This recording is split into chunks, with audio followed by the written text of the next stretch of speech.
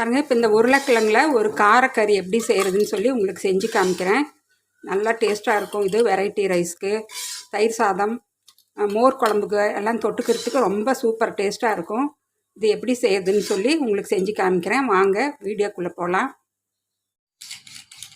Hi friends, பாருங்கள், இந்த உருளைக்கிழங்கை நல்லா கழுவி நான் எடுத்து வச்சுருக்கேன்.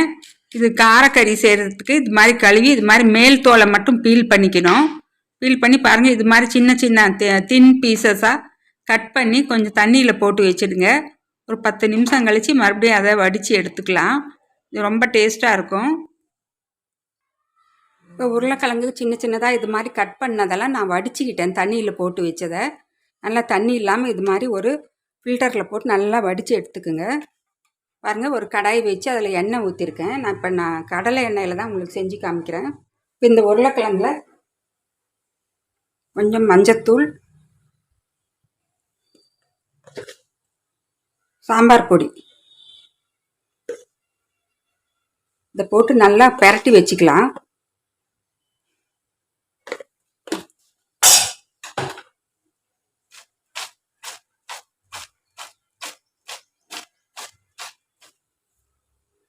இந்த எண்ணெய் காஞ்சிடுச்சு, இதில் இதை ஆட் பண்ணிக்கலாம்.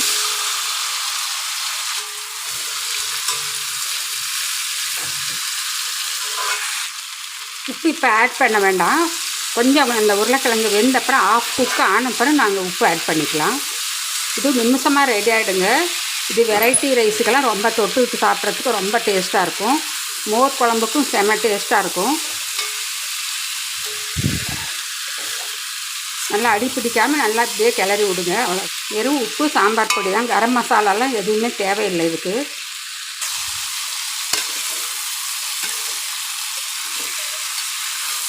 நீங்கள் அப்பப்போ பார்த்து நல்லா கிளறி விட்டுடுங்க. தண்ணி இப்போவே தெளிக்க வேண்டியதில்லை.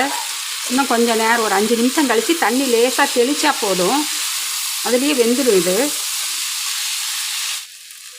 இந்த ஸ்டேஜில் கொஞ்சம் தண்ணி தெளிச்சிக்கலாம்.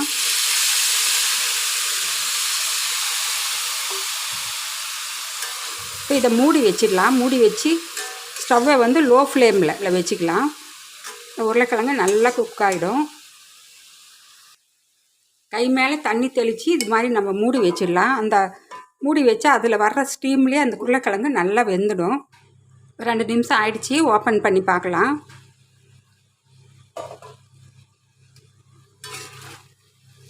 உருளைக்கிழங்கு இப்போ நல்லா வெந்திருக்கும். நீங்கள் கையில் தொட்டு நெசுக்கி பாருங்கள். பாருங்கள், இது மாதிரி 2ஆக கட் ஆகுது. இப்போ இந்த ஸ்டேஜில் உப்பு ஆட் பண்ணிக்கலாம். இப்போ ஸ்டவ்வை வந்து ஹை ஃப்ளேமில் வச்சுக்கிட்டேன். இப்போ இது வந்து நல்லா எங்களுக்கு நல்லா ட்ரை ஆகணும். தேவையான அளவு உப்பு. இதுக்கு நாங்கள் மூடி வைக்க வேண்டியதில்லை. இன்னும் அப்படியே ஓப்பன்லேயே வச்சு அப்பப்போ நாங்கள் கிளறி விடணும். நல்லா ரோஸ்ட் ஆகிடும். இப்போ இந்த உருளைக்கிழங்கு பாருங்கள், நல்லா இந்த அளவுக்கு நல்லா கலர் சேஞ்ச் ஆகி நல்லா கிறிஸ்பியாகவும் ஆகிருக்கு. இப்போ நம்ம ஸ்டவ் ஆஃப் பண்ணிடலாம். இது ரெடி ஆகிடுச்சு. நீங்கள் செஞ்சு பாருங்கள். செஞ்சு பார்த்து உங்கள் ஃபீட்பேக்கை எனக்கு கமெண்ட்ஸ் போடுங்க. உங்கள் ஃப்ரெண்ட்ஸ் அண்ட் ஃபேமிலிக்கும் ஷேர் பண்ணுங்கள். அவங்களையும் சப்ஸ்கிரைப் பண்ணி பக்கத்துலேயே இந்த பெல் ஐக்கானை கிளிக் பண்ண சொல்லுங்கள். அப்போ தான் நான் போடுற அடுத்தடுத்த நோட்டிஃபிகேஷன் உங்களுக்கு கிடைக்கும். நான் மறுபடியும் அடுத்த ஒரு இன்ட்ரெஸ்டிங்கான வீடியோவில் உங்களை சந்திக்கிறேன். பாய்.